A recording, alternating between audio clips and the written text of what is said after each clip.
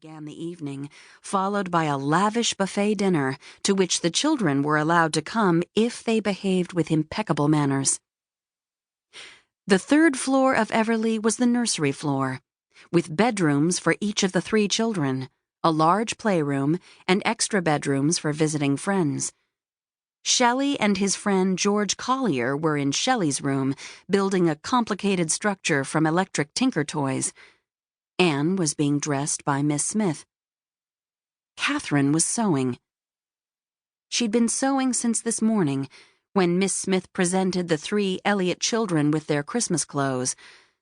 Catherine and Anne were given dresses made out of rustling taffeta in a bright red, green, black, and gold Christmas plaid, and Shelley was given a matching vest to wear under his camel hair blazer. Catherine and Anne had gone to Catherine's room together to try on their dresses, which had been cut exactly the same way, a sexless little girl style, full, long-sleeved, the material falling straight from the shoulders to the floor in a wide A. The collars and cuffs were of intricate white lace. The dresses were beautiful, and 10-year-old Anne, with her blonde hair and blue eyes, looked like a Christmas angel. But Catherine felt like Alice in Wonderland once she had eaten too much cake and grown up so fast that she hadn't had time to change her clothes. Catherine had stared at herself in the mirror, her mouth tightening in resolve. She'd slipped out of her dress and into a robe. "Don't you like it?" Anne had asked nervously. Catherine had knelt, put her hands on her sister's arms, and smiled. "Anne, how old are you?" "You just turned 10. Shelley's almost 12, but I'm almost 18. Your dress looks perfect on you, but my dress makes me look like a giant circus baby. You know it does." "I think Mother wants us to look like children." "Yes, that's what she wants, but that's not what she's going to get. I'm not a child anymore." "Oh, Catherine, what are you going to do now?" Catherine had hugged Anne against her. "Don't you worry about that. I've got a plan. Go on now, find Miss Smith."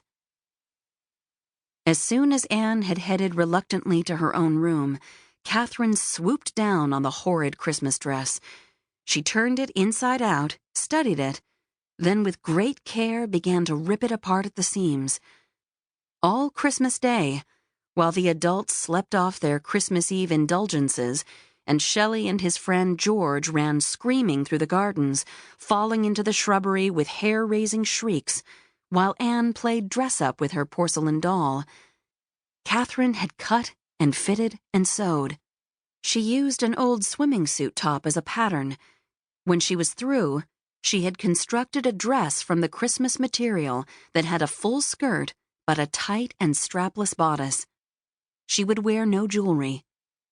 At 17, Catherine had the slender, wraith-like waist and hips her mother tortuously dieted for, and the swelling full bosom that her mother lost whenever she succeeded in her dieting.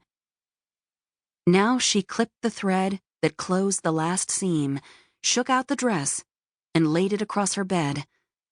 Looking down at it, she smiled. "There," she said, satisfied.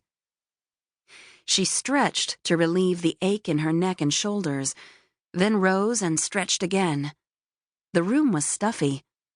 She went over to kneel on the cushioned window seat and cranked open the casement window. Cold December air blew in. It was not snowing, but the shrubbery and trees were iced with a frost that glittered like the laughter drifting up the stairs from the party below. Catherine took a deep breath of the bracing air, then closed the window. It was time to get dressed. She bathed, then carefully dabbed herself with her grandmother's light perfume. There had been enough taffeta left over to make a wide headband, and now she twisted and tied it around her head so that it held back her abundant curly dark hair. Catherine's mother despaired of Catherine's hair. She thought it made her daughter look ethnic. Marjorie also thought her daughter's hazel eyes were boring. Only now was Catherine beginning to find another vision.